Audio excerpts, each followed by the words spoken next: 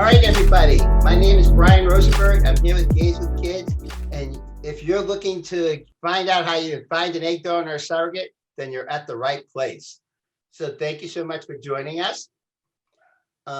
Today, Gays with Kids, I want to say we have really two primary goals. One is we want to help you become a dad if you're not yet a dad. And just as importantly, and once you are a dad, we want to help you navigate fatherhood. We talk about the gay and gay dad, being a gay dad. But today, of course, we're here to talk about the first thing, helping you become a dad. And more specifically, help you become a dad through the path or the journey of surrogacy and IVF. So I know, having gone through surrogacy and IVF myself, I know this is a very exciting time for you. And there's probably have a lot of questions. It might seem a little bit complicated and overwhelming. So what we're hoping to do is to help ease some of that and really educate you and get you informed and introduce you to some partners that you might want to work with so that your own journey is not so complicated. So without further ado, I'd like to introduce our panelists to you. Just get back on the right thing. Here we go. So sorry, before we talked about the PS, I should review the agenda first. So we're going to take you through everything you need to know about egg donors, basically. Who are egg donors? How do you find and select your donor? What types of donor arrangements are there? And what's the process for donor screening? And we're basically do the same thing. And when we're done with that, we're going to do the same thing for surrogates. At the end, we'll be open to questions and answers. If you have any questions for me, please don't hesitate to use the Q&A function, and we'll be happy to respond to those questions. All right, so today's expert family building panelists. So Gays with Kids partners with a small group of family building experts. Each of our family building experts is not only truly an expert in what they do and within the industry of surrogacy and IVF, but they are equally as passionate about helping gay, bi, and trans men build their families, quite frankly, as I am. And that's why we partnered with them. When I became a dad the first time 12 years ago, there really weren't that many agencies and organizations that we could work with. Today, there are a lot more. But the truth of the matter is, you need to work with those who aren't just interested in saying, we'll work with everyone who wants to come to our doors. You need to work with people who truly understand our special needs and the kind of services that we need and that we want, quite frankly. And so what we've done is to help you weed down a huge list of providers to just say, look, you can work with others as well, but we are extremely confident that if you work with these people, that you will have a good path, journey to your fatherhood. And more importantly, is we're working with them on just educating you, again, to help make the path to parenthood much more simple, understandable for you, so that you'll have an easier journey. So to that end, first we have Robyn Perchik, who's the managing partner of Beverly Hills Egg Donation. And next, Heath Tucker, who's the intended parent coordinator at Say Love Surrogacy. So thank you, Robyn. Thank you, Heath. Appreciate you both being here.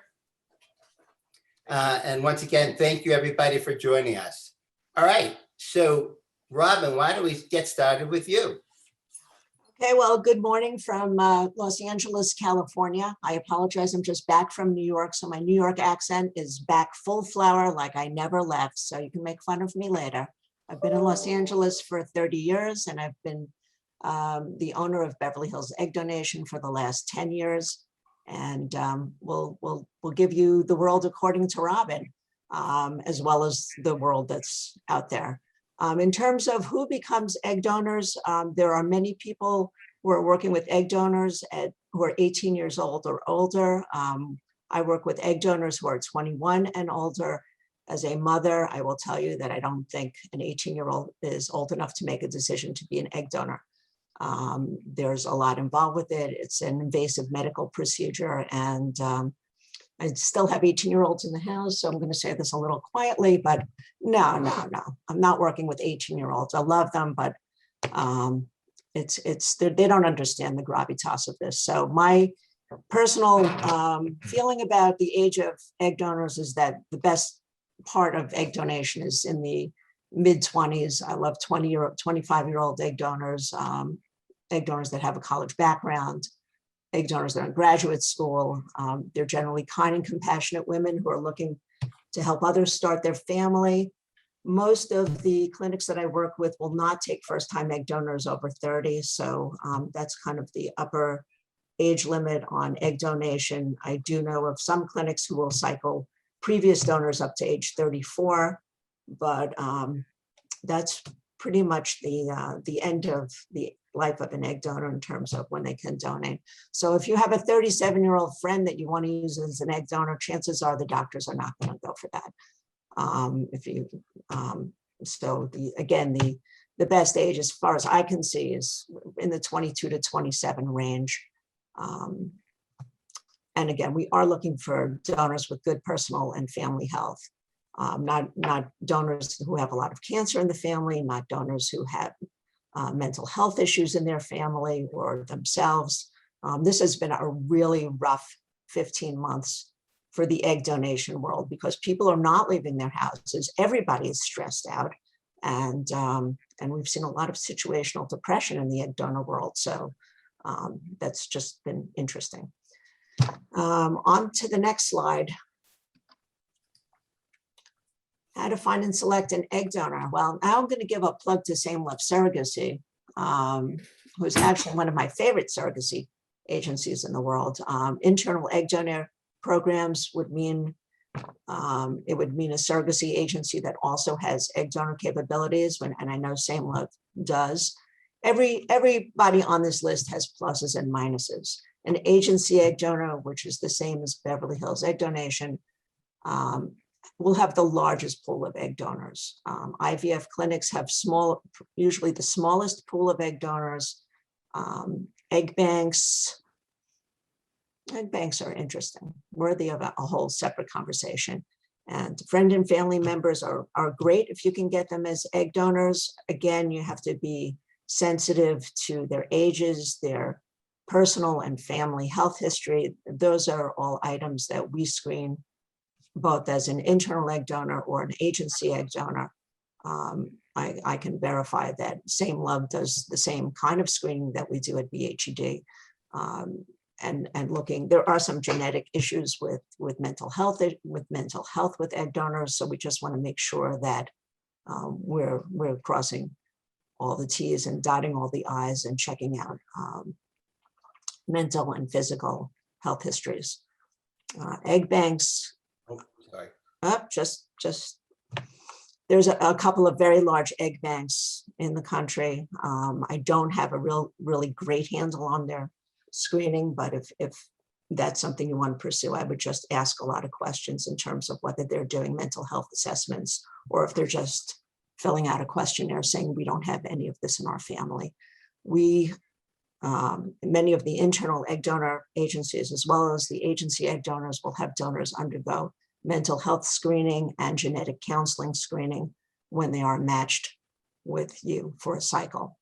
IVF clinics may handle things slightly differently, so you just need to ask a lot of questions. Some of the screenings are all common to everybody, many are not. We look at genetic counselors to provide specific reports on extended family health issues that may come up. And we have written reports and documentation on these meetings. The donors that we work with have psychological screening. Again, we're going to go through this later a little bit. And we have written reports on that as well, which are available to you when you match with a donor. One other interesting thing that you need to know about with egg donors, which is not really touched on, there have been agencies that use international donors.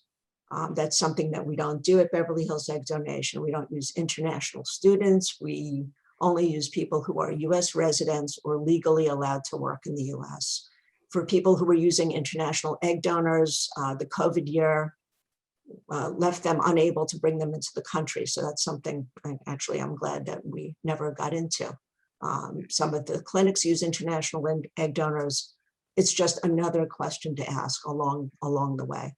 So Without any further ado, we're going to get to the most important slide in my mind, which is what kind of donor arrangement do you want? Back when I bought this business 10 years ago, everything was anonymous donation, meaning you would get the egg, you get your little genetic material, off you'd go, and there'd be no further contact with the donor. You often didn't meet the donor. Everything has changed almost 180 degrees from then. The open door donor ranges the gamut from, do you want to just be able to contact the donor for medical issues in the future if necessary, or do you want a full open relationship with the donor, which would include a legal exchange of names in the legal contract. There are in-between arrangements, and one that I think is very important for the gay community is the ability for a child to meet the donor at age 18 if requested. And that is always my suggestion, that you pick a donor, whether your child decides they want to meet the donor or not, and whether you want to have any more of a relationship than meeting at 18 or not. I think it's an important option for your child. I know that the psychologists out there agree with me on this issue, and it just leaves the door open for your child at age 18 to meet the donor if they have any curiosity or questions. It is a relationship that you control. It's not, the donor's not showing up for birthday parties. But again, it is so important to document this in the legal agreement and not assume that it's going to be available unless it's agreed to upfront with the donor, memorialized in the egg donor agreement between you and the donor. And it's very important to get that on file with the attorneys. And I think it will give you a comfort factor in your back pocket that, that the donor will be available to answer questions in the future. A known donor can be a family or friend. It's fantastic if you can do that. I was willing to be a donor for a friend, but it didn't end up coming to that. And this was quite a few years ago when there wasn't egg donation as a thing per se. It was really just the beginning of the whole egg donation process. And my eggs weren't needed, and the child ended up being my godson. We call him one good egg. And just bought his first house, got married. So, I mean, it's a beautiful thing to be able to help your friends. And if you have somebody who you're good friends with, who's willing to help and fits all the boxes, I think it's just fantastic. Having said that, let me give you a little motherly advice. You still need to get things into a contract. Do not avoid the lawyers, okay? They are your friends, believe it or not. And there will be things that, sometimes friends disappear, we know that. So you still want to, they still have to go through medical. You should still have the psychological screening. You should still get the genetic counseling, and you should still put it in a legal. So you won't be paying a donor fee per se, although it'd be really nice to give her a super nice gift. But you need to put it, memorialize whatever your agreement is in a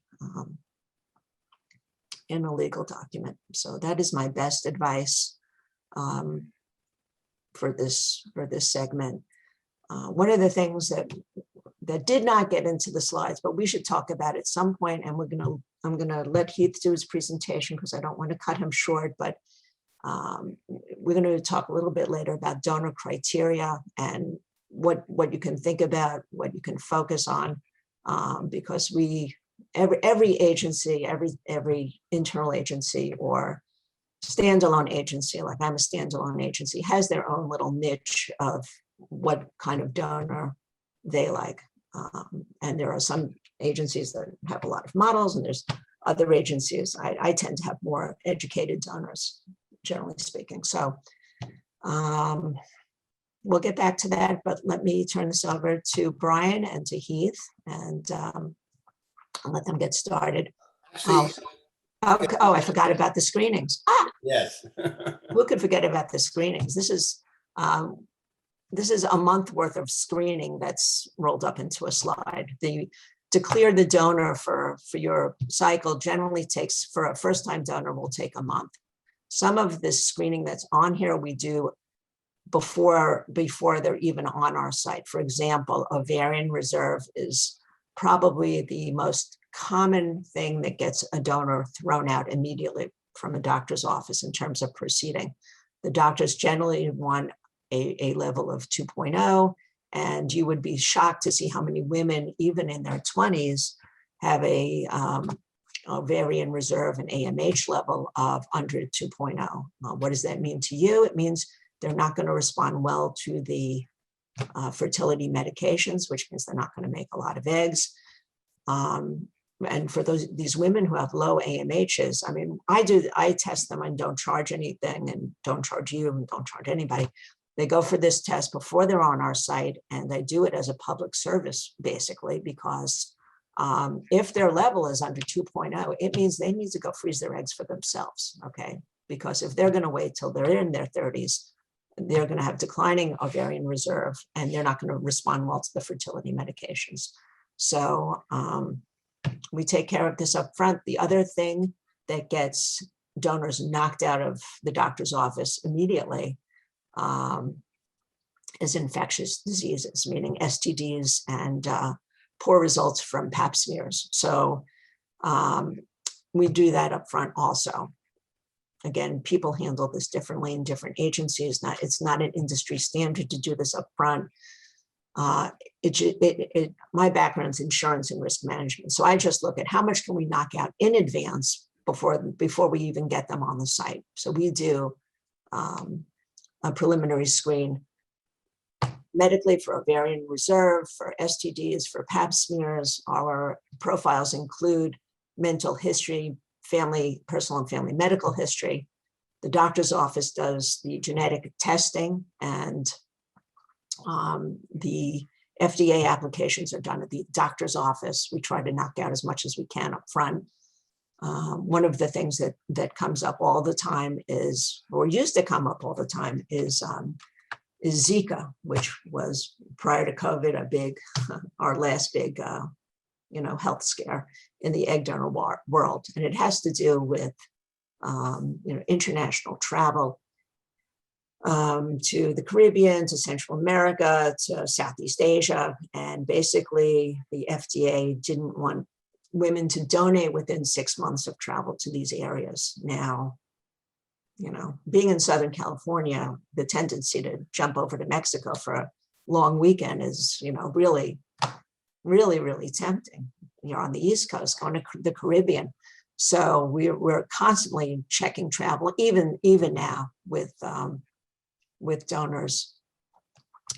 And I know the surrogates do the same thing. So there's all these screenings out there. There's a lot of these screenings will let people not progress to even the first level in egg donation. But when you talk to different agencies and different clinics, you may want to see what they're screening for upfront, because it does vary, and it varies widely. So again, they're just questions to ask of everyone. The ovarian reserve, to me, is the biggest thing and the easiest thing to screen for. And I honestly don't know why regular old OBGYNs are not doing this for women in their 20s just regularly. So it's my own little shtick. So that's the screenings. Okay, surrogates. All right, thank you, Robyn. Okay, sorry. I'm having technology issues. Heath, you are up. Thanks. No worries. Hi, guys. I'm Heath. I am an intended parent coordinator with Same Love Surrogacy. To Robyn's point, where she highlighted it earlier, we actually have quite a good relationship working together, our two agencies. We are egg donation and surrogacy, but we also know that our database perhaps isn't as large as Robyn. So sometimes if we're happy to partner with Robyn and help us find egg donors for our intended parents. So we really have a great working relationship, and I'm really excited to be able to share this webinar with her. It's actually our first one I think we've done together. It is our first together. And I refer to them all the time. So yeah. So yeah, we love working. And in fact, personally, my own story, we found our egg donor through Beverly Hills. So my husband and I did. So I have a very fond spot in my heart for BHED. So, but a little bit about me, because you're like, I'm on a webinar, you're just hearing somebody talk at you. I'm going to tell you just a brief who I am, why I'm here, and all of that. So my husband and I, we actually had our son through surrogacy literally last year. So March 3rd of 2020, 2 weeks before the world shut down. So it's been a very interesting first year of parenthood for us. But what that does for me is it just provides value with the service I'm able to provide intended parents, especially because Gays with Kids has chosen to focus with agencies and with providers that really do go out of their way to help the LGBT community. As an agency, we were specifically formed to help the LGBT community. We are owned and operated by gay fathers who went through their own surrogacy journey. So that was our intention in forming the agency, was to specifically assist people in the LGBT community, which is something that we wear as a badge of honor. And it really puts us in a unique position because not only are we formed that way, but the surrogates, the egg donors that we get, they come to us specifically because they want to help people in the LGBT community, which is really a unique area and placement to be in the industry. So that's kind of who we are, where we formed. I, prior to doing all of this, was a very big activist in the LGBT community. I had a nonprofit that helped assist putting language and all of that together for the actual marriage equality. So very, very participatory in that. So now I get to show my son all these photos of me with long hair, with a bullhorn, putting together protests and rallies from back in the day, and now hundreds of photos of kids I've helped bring into the world. So it's kind of a cool full circle moment for me, and I'm all very excited anytime I get a couple that's wanting to go with me on a journey, because I create as much of a personal experience as I can. But enough about me, enough about that. Let's get to the slide, right? So one of the things obviously people ask is, who wants to be a surrogate, right? Obviously, there are a lot of good intentioned people out there who really do enter into this from a very positive perspective. Number one thing, in order to be a surrogate, you have to be a mother, right? You have to have, and not only that, not just a mother, you have to meet certain qualifications, which we can go into a little bit more detail about, but you have to have had at least one full-term pregnancy of your own, right? Like, that's the reality. So by default, half the people who apply don't make it because they're not mothers and they're just not educated on the process, right? So that is number one. Other things that I think are important, a lot of people enter into this concept and there's this overarching idea of why someone chooses to be a surrogate. And a lot of that is placed on the financial compensation. Truthfully, in my experience, especially with us as an agency, with women coming to us to help the LGBT community, with that in mind, we really have the surrogates that fall into this category of being altruistic. They're doing because they come from a place that it's beyond the financial compensation, because the financial compensation is good. It's not like their lives are being changed by the money that is being presented to them. It is a nice sum of money. However, they have to enter into this with another reason for it. And we really do find women are entering into this because it's like, why do people go and help at the food bank, or why do they go dole out soup? Because they feel a need to give back. This is a way of them giving back and something that they can provide a service for, right? Obviously, we look for people who are financially stable, who aren't on government assistance, who aren't in any sort of situation like that. We want to make sure that these women who are applying are in a place to where they're not just in this for the financial gain. Obviously, mental health, physical health, a lot is focused on the physical health aspects. And I think that that's true in a lot of this specific category. We also choose to focus on the mental health as well, because to me, that's equally as important. This is a mentally taxing journey for everybody involved. So we want to make sure that we're looking for people who have good mental and physical health. We're never presenting someone to your IVF clinic unless we are confident that that IVF clinic is going to approve them as a surrogate. It's just, it'd be a disservice to you, it'd be a disservice to the actual surrogate herself. We don't ever want to waste anyone's time in that scenario. And then the other point on here is that oftentimes the women who apply and decide to be surrogates are public servants. I kind of talked about that a little bit with the altruistic aspect of it, but it really is women who feel this need to give back. And this is something that they know they're capable of doing successfully. So what better gift to someone else than the joy and the happiness of a child or children, whatever the case may be. So that's a very good position that women come into this with. So obviously, there's a lot of questions that go with, how do I get matched with a surrogate? Number one question we always get has to always revolve around the timing. How long does it take to get matched, right? For us as an agency, we really start our timeline from when you have embryos. The reality is that is a very, very, very important part of the process. So we say, take your time in finding an egg donor, because the egg donor is a very key component in the overall success of your entire journey. That's true, right? Ultimately, we want to get to a place to where we have good embryos, because then when we have good embryos, you can feel confident in moving forward. The surrogate that we match you with can feel confident in moving forward. And really, it just takes this anxiety off of you, which can sometimes be projected onto the relationship. So we do our benchmark from when embryos are ready, because again, we never can say if you're going to end up at the end of a cycle with the set number of embryos that we would want you to feel comfortable with. So right now, as an estimate, we're estimating from embryo creation about 4 to 6 months from us.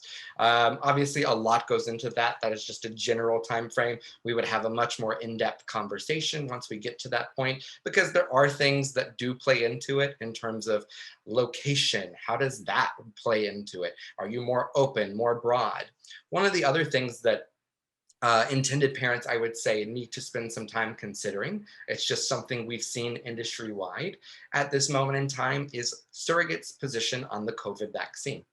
Truthfully, it's a 50-50 split. Some of them just aren't comfortable with the COVID vaccine, not because they, for any political position. It really comes from the fact that and it's something that I don't think that if we are gay men tuning into this, can fully understand a woman's position when it comes to her physical well-being, but they're entering into this process. Pregnancy is a risk. The reality is, even in 2021, there are still dangers with childbirth. And so these women feel there isn't enough research done in that specific category. So I would say that they just want to enter into this knowing that they have a family. They don't want to put their family's life in any sort of, turmoil. So they're just wanting to remove one of the elements questionable. And again, this is an industry-wide thing. So as you're battling this is something that I would say, have a conversation with yourselves about that. But timing of it, overall, we're just going to try to figure out different things that factor into that. Are you going on a singleton journey? Are you doing a twin journey? There's a lot that really plays into your overall timeline. Another thing would be the legal fit, right? So ultimately, some people enter into this. Like, we have international intended parents. We work with a lot of international intended parents.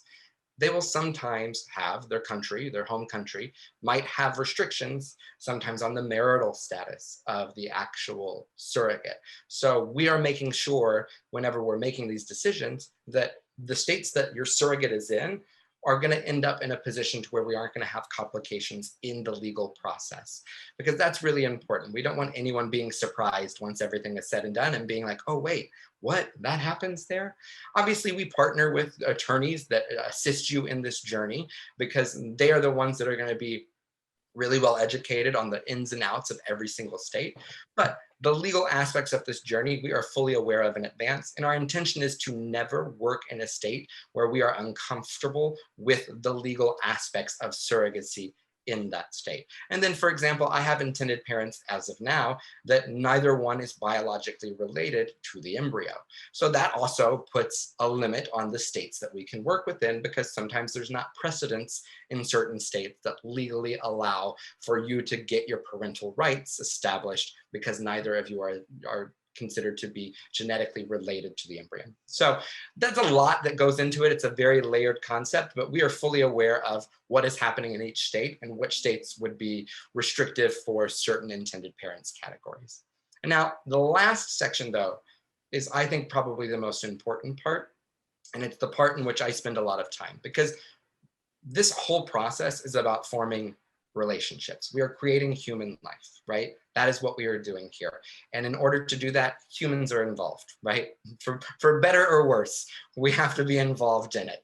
And what I would say in that scenario is you're going to spend up to a year beyond perhaps with this person we are matching you with.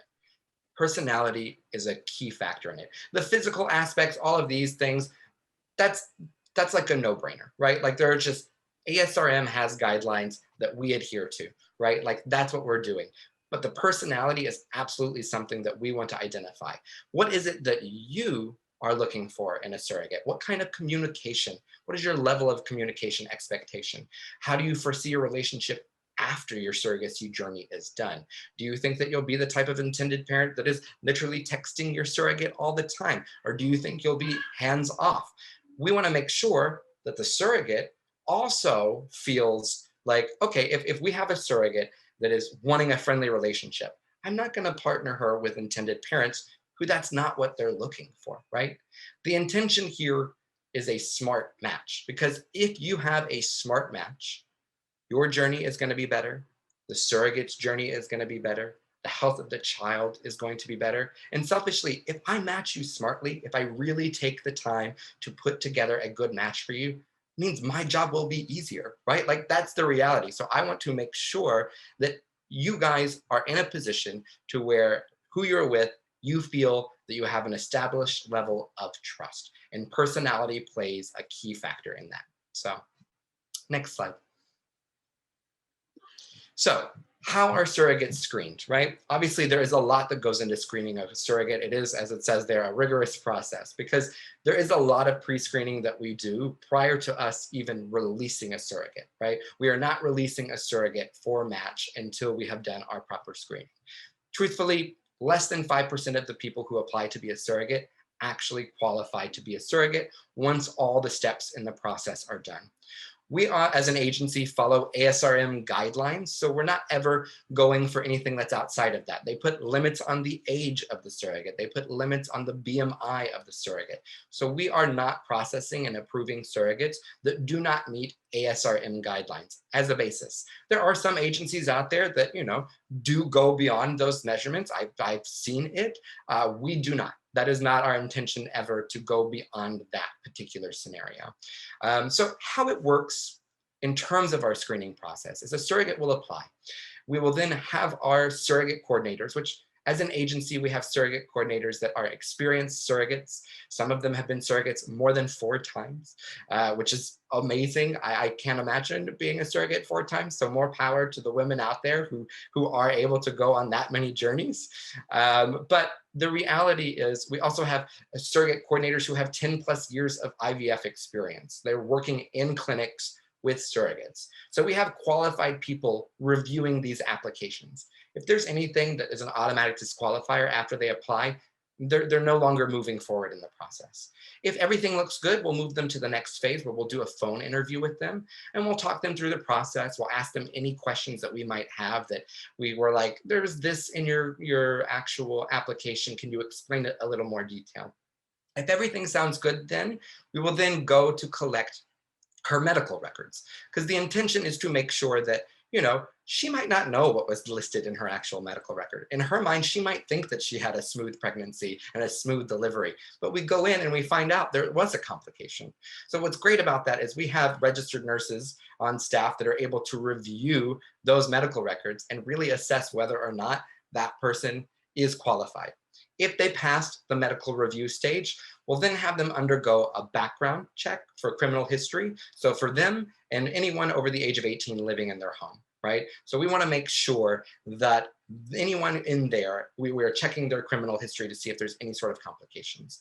If they pass the background check, they'll then move on to the psych evaluation. So with the psych evaluation, we're obviously screening for any sort of indicators of mental health concerns, because again, a lot of the guidelines are focused on the physical aspects, but we want to also focus on the mental health aspects as well, because we want to make sure that the person entering into this not only is mentally fit in general, but is fully aware of what the mental hurdles of this journey entail. So we want to screen for that. In addition to all of these things, we're also doing, they're locally, we can sometimes do a home visit, although in COVID, that was no longer an option for us.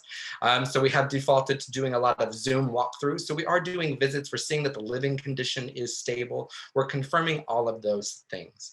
And then the last phase would be, we are actually doing screening for the insurance. So a lot of times surrogates have an insurance policy.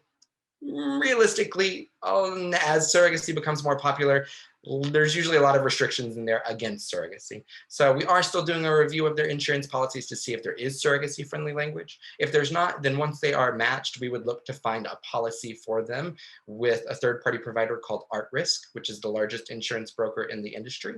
And we're looking to find a policy that is surrogacy friendly. So all of that, it's a lot. It's a lot of screening that goes into what we're looking for in the surrogate before we even release them to be matched. In terms of that though, the difference between egg donors and surrogates, there's a database of egg donors.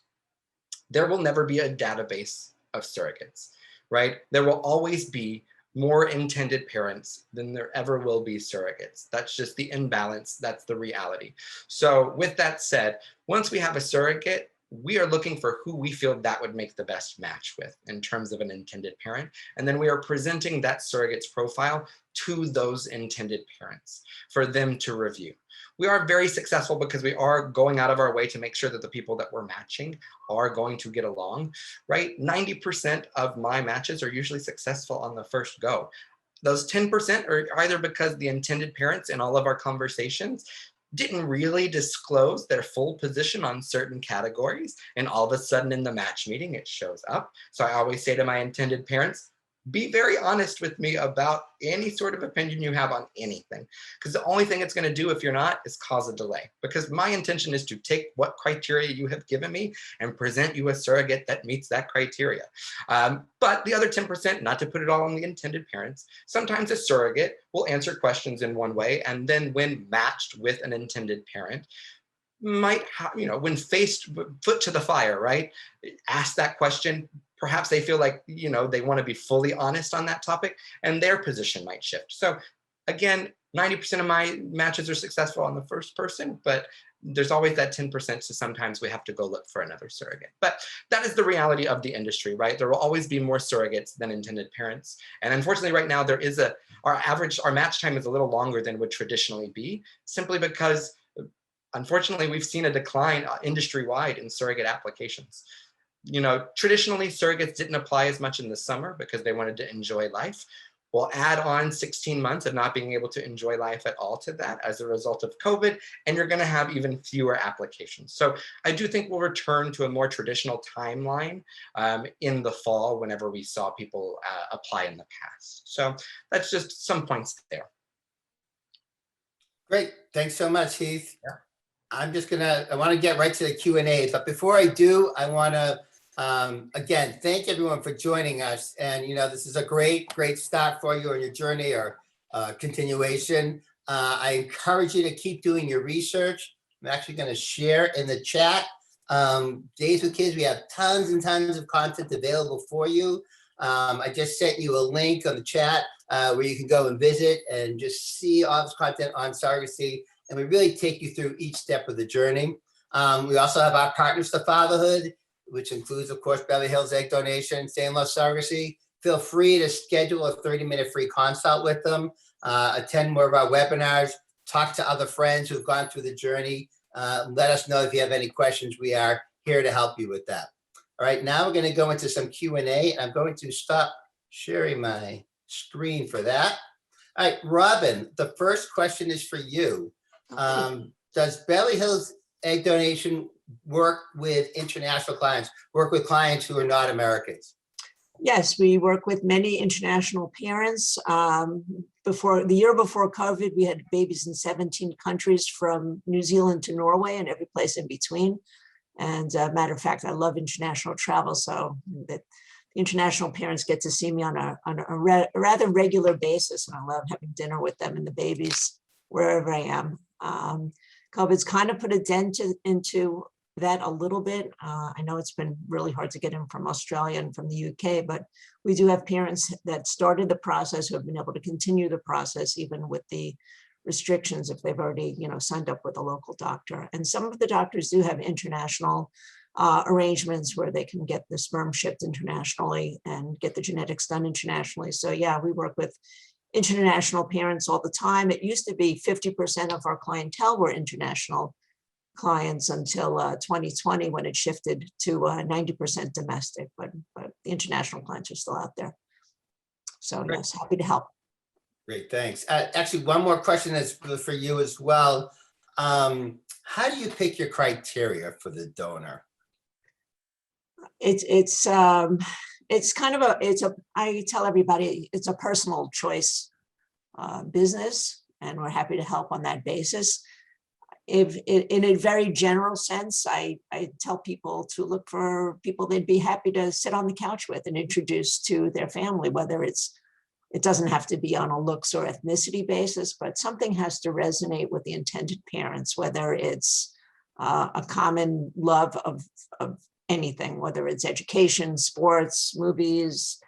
And we try to get the intended parents to Zoom with donors as much as possible. And to pick a few to Zoom with, and to have the moment to say thank you to them. And it really means a lot to the donors as well to connect to who they're helping. Criteria could include height and hair color, personal and family ethnicity, education, likes and dislikes. And so the more information, as Heath said, the more information you can convey about what you're looking for to us, the better we can help you. There are some people who are very happy to look at a database and read these 19-page profiles from start to finish and have Zooms with their top candidates. And there's other people who say, I can't do this. It's too strange. Just send me profiles of donors who are 5'11" and up, blonde hair, blue eyed, who have got a bachelor's degree or something to that effect. So we try to work with people on every level that they want to interact with us on. Great, thank you. Next question is for you, Heath. Is there a limit of time after finding, after having a successful embryo ready to go, to start the pregnancy with the surrogate? Sure. Yeah. So I think that I touched on this a little bit, and that is the fact that, again, we wait until we have embryos to really start the matching process. Obviously, once you are matched with the surrogate, we see it taking about 3 months before the transfer. So that is inclusive of her medical screening, getting back her medical results, legal, and then setting up her calendar, because she will have to be on medication for 3 weeks before she can even go on and do the transfer. So there is that aspect of it that is pretty measured, in the sense that that's routinely what we see, is about 3 months between matching and time with the pregnancy. But in terms of the embryos and finding a surrogate, again, a lot that weighs into that is your criteria, right? So to Robyn's point, the more specific you are, the better it can assist us. But sometimes the more narrowed focused you in, the limited options that you have, right? That's the reality. So I never discourage anybody from being focused. I will always just tell you, any decision you make, it is your decision. I will tell you the ramifications of what that decision could have. And then you have to decide for yourself, am I comfortable with that, knowing that knowledge? Doesn't mean you should lessen your criteria or anything like that, but there will always be a result of having specific criteria. Mm-hmm. Okay, great. Another question, which I think, speaking of that, do the surrogates need to be local to me? Do we need to be local to the IVF clinic? And if we don't live close by, how often should we meet in person, et cetera? I love it, because this question comes up a lot. And I just like to, it's one of those areas in which you enter into it and you think everyone needs to be in the same place, right? Like that, it just, for some reason, that is the instinct that we have, because if we were going through a pregnancy through intercourse, that is just the default setting, right? Usually everybody's locally related. This is a little different, right? So perfect example. I have intended parents who live in London with an egg donor in South Dakota, a surrogate in Texas, and a clinic in Southern California. Okay. It can all come together, guys. I would say never make, and again, this is just my position on this. Sometimes I understand people want to be close, but putting a limit on location to anybody is just really lessening who you can select. And there could be the perfect person out there for you, and they just might not be in your ideal location. And I think the quality of the individual is 100% more important than the proximity. That would be my position. But again, I understand some people want to be in driving distance so they can attend appointments. My husband and I, we were living in New York City at the time when we went on our journey. Our surrogate was in Southern California. We had a great relationship. We came in for appointments when we could. We would FaceTime in. Sometimes OBs are comfortable with the FaceTime in, sometimes they're not. We quickly learned that the very beginning appointments, there's really no need to FaceTime for, because it's like a cattle call. The girls are in 1 minute and out the next. It really is like a 2-minute appointment. It's mind-boggling if you've never gone through that with a woman, what that process is actually like.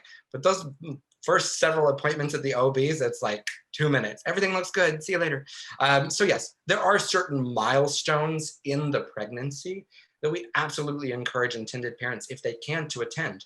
If the clinic were out of COVID times and they're allowing you in there for the transfer, that's an awesome little moment to see that little tiny little embryo get implanted into the uterine lining. It's fascinating. And then a lot of times intended parents will come in for like the 20-week anatomy scan. That's where you get to see a bit more in detail of the actual physical aspects of the child. And then of course, obviously for the delivery, right? People are coming in, I would say, in advance of the delivery. My husband and I, we thought 10 days in advance for us was comfortable. We are the type that put our phones on airplane mode, not because we think the plane is gonna crash, but because we wanna disconnect. We turned our phones on when we landed in LA, and we had like 8 text messages from our surrogate and her husband saying, hey, you need to get to the hospital, we're in labor. We made it. Oh, wow. Plenty of time. It ended up, my mother from Kentucky, she made it an hour and a half before. So it ended up being an 18-hour delivery, bless her heart, as we say where I'm from in Kentucky. But yeah, so it's one of those things that location, going back to that, it really isn't significant. Like it really, you can still participate to a really large degree in being at a distance. Absolutely. Great. So we've had a couple of people ask a similar question. So I just want to make sure for clarity. Robyn, step number 1 is to find an egg donor? Find the egg donor. Find the egg donor, and from when you find the egg donor to when you're going to have your retrieval, it's going to take 60 days for a previous donor and about 90 days for a first-time donor. Okay, thank you. Okay, And then and you'll have your embryos. thank you. And then Heath, when do you want to start looking for their surrogate?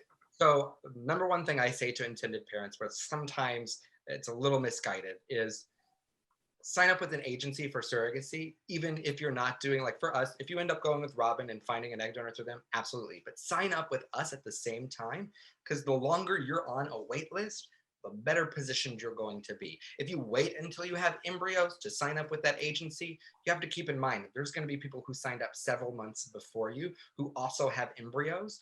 We're going to prioritize those people who have been on the wait list for a longer period of time. Does that make sense? Yeah, that's great. All right, I promised to keep everybody here no more than 45 minutes. I almost kept my promise. I did get for, again, everyone, I put Robyn and Heath's email address within the chat as well. But Robyn, do you want to have any closing remarks? I just want to say, you know, it's a pleasure working with Gays with Kids, and a pleasure working with Same Love Surrogacy. If anybody has any questions, they can reach out to me directly at Robyn, ROBYN, at BHED.com, which is Beverly Hills Egg Donation.com. Be happy to speak with you and offer you a complimentary consultation as well. So thank you very much, and get your journey started. It's a great year to have kids. Thank you. Heath? Yeah, I mean, again, thank you to Gays with Kids for even putting this together and creating a format for people to get educated. I know when we entered into the process, there was limited content out there for gay men in the process. So anything we can do to educate LGBT community on their ways in which they can form their family, I'm in full support of. To Robyn's point, I am always happy to work with Beverly Hills Egg Donation. We have a really great relationship, so I'm really happy we got to be able to do this conversation together. And as for a consult, if you haven't figured it out, I love to talk. So I am all about having a conversation, a very open, honest conversation about everybody's situation. I know they said they'd be 30 minutes. I can't promise you they'll be that short. Mine tend to go a little long.